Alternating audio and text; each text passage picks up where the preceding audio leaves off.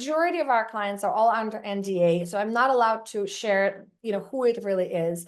But I'd love to kind of share their story a bit. It's a mid-sized retailer that was struggling with a missed sales opportunities due to the inventory mismatch and delays in product launches. So they came to us really thinking about how do we able to do this, because they were overwhelmed. They were trying to implement the system at the same time. And they were trying to understand how do they make sure that they succeed and do it in a very rapid time. So one of the first thing I've asked the person that we have worked with in our organization is, have you guys mapped your end-to-end process and identified where your bottlenecks are?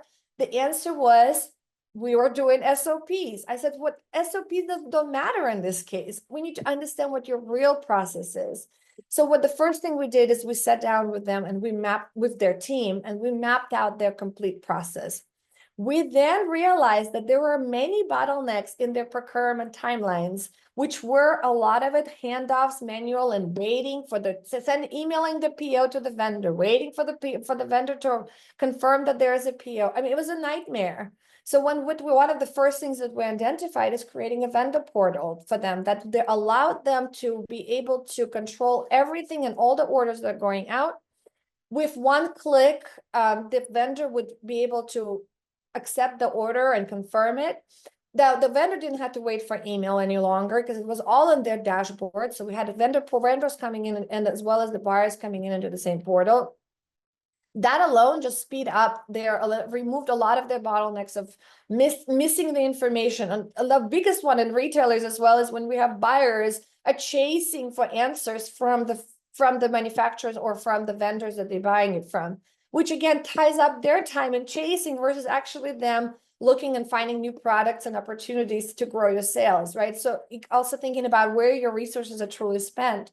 Then we identified the communication gaps between the merchandising and production. That was another big thing that we've realized, that once the merchandising team from their private label perspective sent the orders into production, the way that the production community back to merchandising team, whether there was delays or whether there were going to be some things that they're not potentially be able to produce the way that or something has to change, that communication missed through the cracks. And so the buyers would only find out that something is actually not going to hit their stores on time, literally a week before it was supposed to hit. That's way too late for them to react.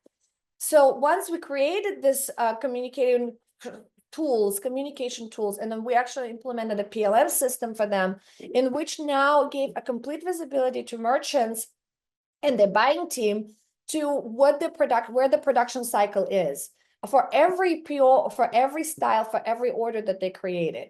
Now that allowed them to be able to remove that inefficiency and gaps, because now the buyers were actually flagged and they could see at any day and time exactly where the order is and with what stage of the production it is. And if there was a delay, there was a system, the way it was configured, it would send out all of this communication red flags to everybody who needed to know, starting from merchants all the way to marketing team, so that they knew that they need to do a pivot, right? Whether they need to find a different SKU to be able to replace for those things that are going to be late, or they potentially might want to reconfigure it and then put more units towards something else. So those are the things that are really critical to look at, and really you'll be surprised how often this actually gets underlooked.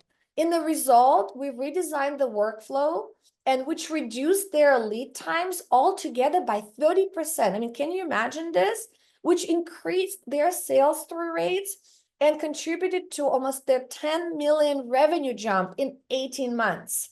I mean, this is the things that we are leaving under the table when we do not know what our end-to-end process really looks like, and we're not granularly looking at it with our teams.